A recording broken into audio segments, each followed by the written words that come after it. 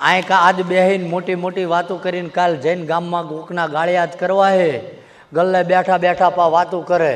હા મારા ભાઈ, હું તારી જ રાહ જોતો હતો. મફતનો મસાલો ખાવો તો એટલે નકર તું તારા બાપાની રાહ જોવે એવો નથી. એટલે જે કંઈ બધાને મને મળવાનું હોય, બધાને એવું હોય કે બાપુને જોઈ લો, પણ એટલે જ કોઈ હું ફેસિલિટી ભોગવતો ન, તમારી સામે જ રખડું છું, જેવો એવો આજ છું કે બધા ક્યાંક ને ક્યાંકથી મને જોઈ શકો. બીજું કે દરેકને મારી પાસે કદાચ બુકિંગ નથી તો કોઈનો ધક્કો ના પડે. તો આ જે કહું છું ને એ ગુરુ મંત્ર છે, અને આટલું જીવતરમાં ઉતારી લેશો ને. જો 21મીઓ દાડો થાય ને મારો ઠાકર રાતના 12ના ટકોરે હાંકળ ના ખખડાવે ને તો મારી નીની ઓળખાણ નકામી પડી જાય. કારણ કે હું મારા માટે માગતો હોય ભગવાન ના આપે. હું માણસ છું, દિવસ દરમિયાન 12 કલાક નોકરી કરું છું, રાતે જાગીને આવીને તમારી સેવામાં લાગુ. કદાચ તમારી ભાગમાં ના હોય ને તો મારા ભગવાન સામું બાજીને કહું કે હું તો સ્વાર્થી નથી ને, હું તારું ભજન કરું છું. કદાચ મારું 100 ગ્રામ ભેગું થયું હોય ને એ આમાં 5 જણને વેચી નાખીને, પણ એને લઈ જવાને લાયક હોય તો સમજાય હે ને. કારણ કે સાધુ આપણે ગુરુ મહારાજ પાસે જતા હોય ને, જોજો બધાના ગુરુ હોય, કોઈક મંદિરે બંધાયેલા હોય, પણ આપણને એ એટલો જ ઉપદેશ આપે કે ભાઈ ધીરજ રાખો, ભગવાન બધું સારું કરશે. ક્યાં છે? અને કાં તો છેલ્લે કોઈ માતાજીનો કે ઈષ્ટદેવનો મંત્ર આપે કે રોજ જે તારી વેળા વળશે. ક્યાં ને ચમ એ આપણો ગુરુ ખોટો હે? પણ એ એવું કે આપણે સંસારમાં આવ્યા ને, આપણે બધા ઋણાના બંધન ભોગવીએ છીએ ભાઈ. એમાં ક્યાંય ડિસ્કાઉન્ટ ના હોય ને આપણે રોજ હડિયું કાઢીને નીકળી જવી. આજ અહીં જોવરાવાનું, કાં જોવરાવાનું. કોઈ કર્મમાં ભાગ ન કરાવતું એટલું લખી લેજો.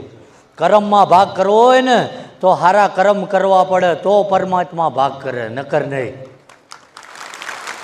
પણ જો આપણે સુધરવું હોય તો હા એમ.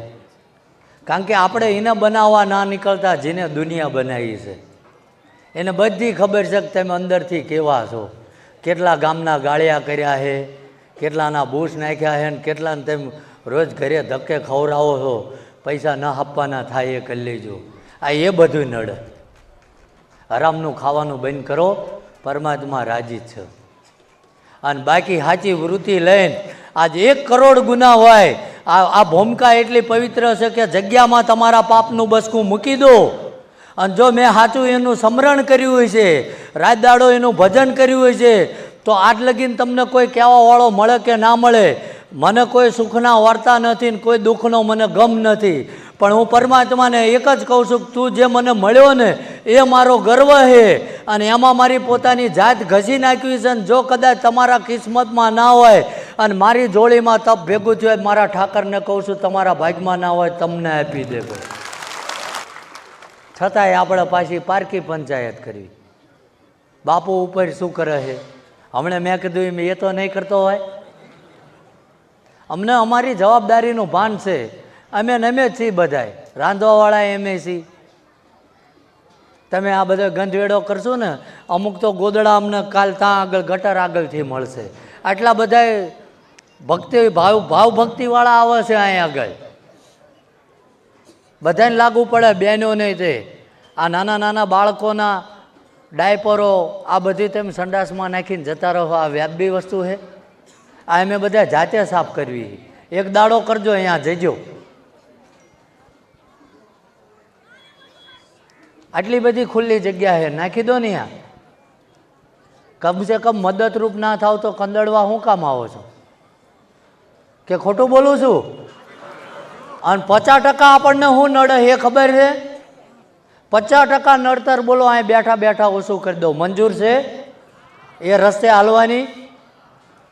ખાધું નથી એલ્યા તો વાકે ના તો બોલો.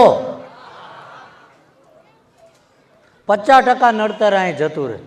કદાચ પેટમાં ઉતારેલી હોય ને, મારો ઠાકર એવું કે સવાર વહેલા 5ના પરોડીએ તો બહાર કાઢી નાખવાની.